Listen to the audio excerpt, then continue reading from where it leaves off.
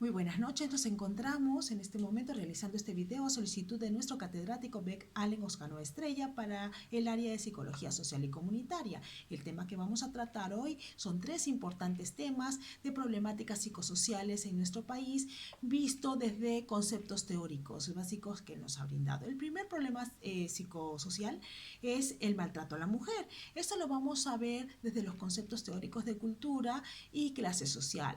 Iniciamos mencionando que la cultura se refiere a los valores culturales que componen a los integrantes de una sociedad a relacionarse entre sí, ya que toda sociedad tiene una estructura basada en patrones de relaciones entre sus distintos componentes, por lo que se suele identificar a los individuos en sus estatus, roles, normas, clases sociales y a los grupos e instituciones como componentes básicos de la sociedad. Así tenemos que las clases sociales es la categoría de individuos que se diferencian entre sí por el lugar que ocupan dentro de un sistema, como resultado de diferencias que se crean como producto de la cultura, de la cual se derivan y de sus condiciones económicas, políticas y sociales que se desprenden de un modo de producción particular. Es así que cuando hablamos del maltrato a la mujer nos referimos al maltrato verbal, psicológico, físico que éstas pueden sufrir por parte de otra persona y que desgraciadamente en muchos de estos casos observamos que es la pareja o algún familiar cercano.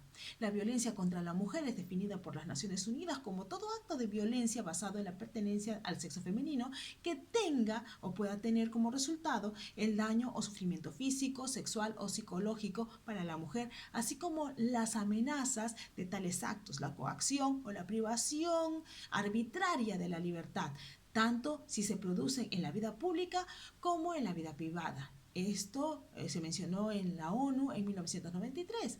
Así que al realizar nuestro análisis, observamos cómo estos paradigmas sociales de la clase social y cultural tan machista en nuestro Perú influyen de manera fundante, ¿no?, al actuar frente al tan considerado sexo débil, la mujer, ¿no?, a la cual desde un inicio de su vida, desde la infancia, adolescencia, la adultez, se le forma pensando esto.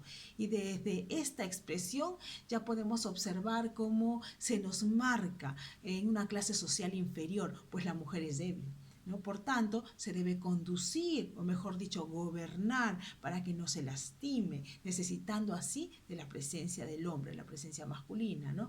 Es así que la mujer se le relaciona con el papel sumiso, al cual se le imponen normas de conducta, de obediencia frente a la imagen masculina, y además en donde la infidelidad y el maltrato verbal, psicológico y físico son el pan de cada día y la forma de vivir normal. Se nos forma y observamos en diferentes lugares, ¿verdad?, cómo a la mujer se le trata mal, verbalmente se le minimiza, ¿no? Eres una inútil, la mujer solo debe estar en casa, la mujer debe cocinarle al marido, debe atenderlo, ¿no? Podemos observar cómo nuestras abuelas hasta el platito de sopa le llevaban y lo único que faltaba es que le dieran en la boquita porque atendían completamente al esposo. Y es que así se formaban, ¿no? Ese era su deber. Sin embargo, también podemos observar en los trabajos cómo aparece esta clase social, ¿no? A la mujer se le minimiza, no tenía acceso a realizar las mismas funciones de jefatura como los hombres. Aunque esto ha ido cambiando un poco con el tiempo, aún no se ha logrado y la insertación total de la mujer, ¿no? Vemos que la mujer trabaja muchas veces el doble o que es mucho más eficiente, pero sin embargo no gana el mismo sueldo, ¿no? Y aunque se han insertado en labores que antes eran solo masculinas, como por ejemplo pilotos de avión, ¿verdad? Y inclusive en el mismo, las municipalidades, en el Congreso, aún en ministerios, aún falta mucho por avanzar, porque son muy pocas, es muy poca la presencia femenina, ¿no?, en altos cargos, ¿no? Tenemos organizaciones que defienden a la mujer como la Defensoría de la Mujer o la organización Ni Una Menos, que empoderan a la mujer para que estos denuncien estos maltratos, ¿no? Porque vemos todos los días mujeres quemadas, acuchilladas, golpeadas, arrastradas, solamente porque no quisieron, porque se rebelaron ante el papel sumiso que supuestamente ante una sociedad deben hacer vida, ¿no? Y decidieron empoderarse y defender sus derechos. Tenemos otra problemática también muy importante, que es la conformación de partidos políticos parlamentarios en el Perú. Y esto lo vamos a ver desde los conceptos teóricos de la motivación en la formación de grupos, recompensa, evaluación y establecimiento de la autoidentidad. Tenemos que la formación de grupo nos menciona que un grupo se forma cuando se congregan diferentes personas que unidas desean lograr un fin común. Existen diversas motivaciones en la formación de estos grupos, mas a pesar de la diversidad, estos se unen para lograr esta meta. Es así que se congregan formando un grupo de autoidentidad. Puede ser idiosincrático, de sentimiento, por religión, por doctrina, como sería en el caso de los partidos políticos.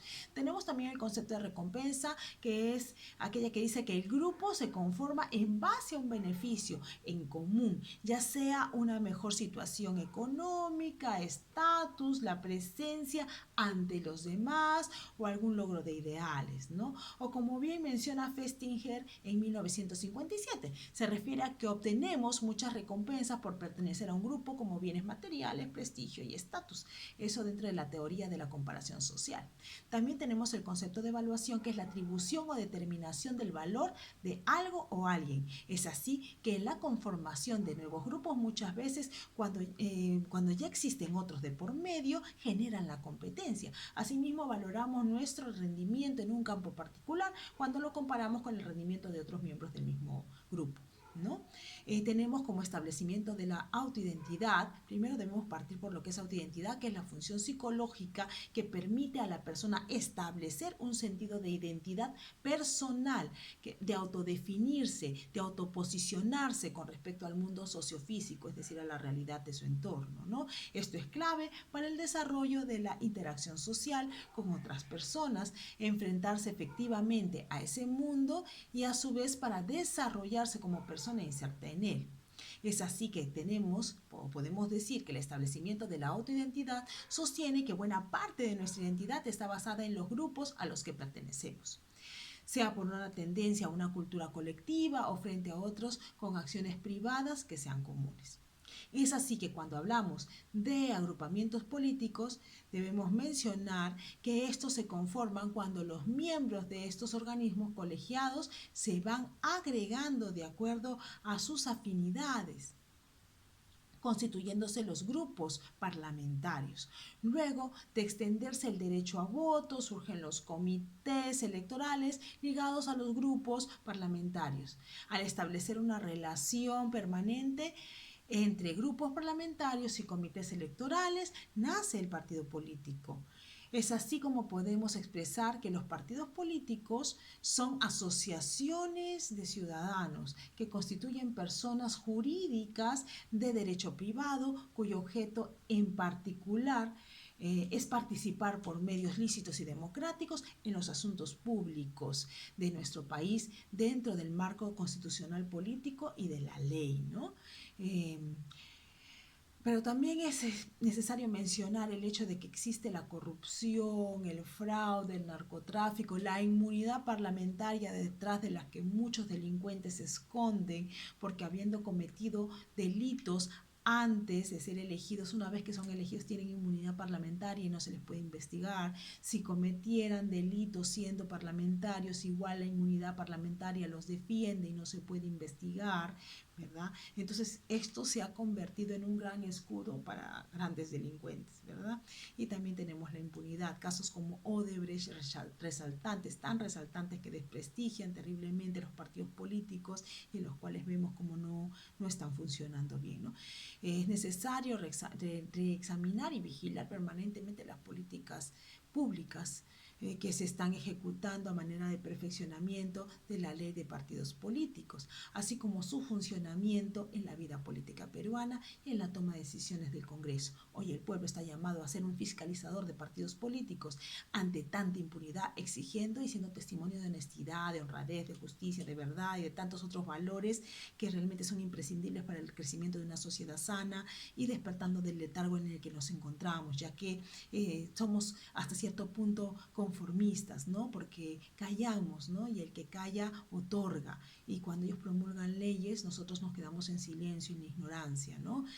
Permitiendo todo esto, ¿no? Y muchas personas entran a los partidos políticos solo para llenarse de poder, llenarse los bolsillos y olvidan el bienestar social del pueblo, ¿no? También tenemos el problema de la inseguridad ciudadana en Lima, Perú, y esto aplicando los conceptos teóricos de influencia social, de obediencia y conformismo normativo. Tenemos que la influencia social consiste en un cambio en las creencias, actitudes o conductas de una persona por la creencia o acción de otras personas. También tenemos que la influencia social de obediencia es aquella que se origina cuando la fuente de influencia es una autoridad y ordena realizar acciones que aunque uno no hiciera en otro momento, y si es la autoridad quien te lo manda, lo haces, ¿no? Y que muchas veces las rechazas inclusive emocionalmente. Tenemos como ejemplo a Adolf Hitler con los nazis. También tenemos que el conformismo es cuando las personas cambian sus juicios o acciones por presiones externas. Y dentro de él tenemos dos tipos, que son el normativo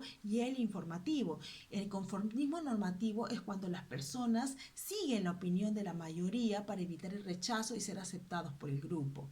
Así tenemos que dentro de esta problemática que es la inseguridad ciudadana del Perú, es muy álgido el conflicto. Antes y ahora aún peor, ¿no? Se ha agravado terriblemente la inseguridad ciudadana y para remate han llegado migrando hermanos venezolanos que han hecho recrudecer aún más. Muchos de ellos han caído en la delincuencia, en donde encontramos que matan personas por un celular, ¿verdad? La Universidad Católica realizó una investigación en el 2016 en donde sacó como resultados que el 62% de la población considera que su vecindario ya era inseguro en el 2016, imagínense ahora en el 2019, ¿no? Y que el 81% de la población considera que con una denuncia o sin ella la policía no podría capturar al culpable y solamente el 38% ha presentado denuncias. La mayoría ya no se molesta ni en denunciar, en donde encontramos frases en nuestros personajes públicos que salen en la televisión que dicen que la mejor recomendación que se te puede dar, y tienes razón, es que te dejes robar absolutamente todo y que no pongas resistencia porque si no podrías perder hasta la vida, ¿no? Entre las acciones que debemos tomar, que yo considero que se pueden tomar, es primeramente reflexionar, ¿no? Sobre la calidad de personas que nosotros hemos elegido para administrar nuestro país, ser precavidos y no ostentar riquezas que puedan ocasionar tentación, ¿no? Para que otros quieran tener nuestros bienes. Y por otro lado, me parece que es fundamental frenar el delito patrimonial. ¿En qué consiste esto? En desarticular los mercados negros, los mercados de objetos robados, ¿no? Ayudados de la inteligencia de la policía, de fiscalización, de centros de expendio, ¿no? Con estrategias de disuasión públicas y privadas, como por ejemplo esto de los celulares, que desgraciadamente no ha sido tan efectivo porque ya se encontró la forma de volverlos a desbloquear y de seguirlos utilizando, ¿no? Pero bueno, al menos se le hace la lucha. Y con campañas de educación y concientización, ¿no? Debemos ser conscientes de que si un delincuente roba, e incluso mata por un bien, es porque definitivamente el bien deseado le va a brindar más beneficios que el temor que pueda tener por ser detenido, porque ya sabemos que es detenido hoy y sale en 2 días, en un día, ¿no?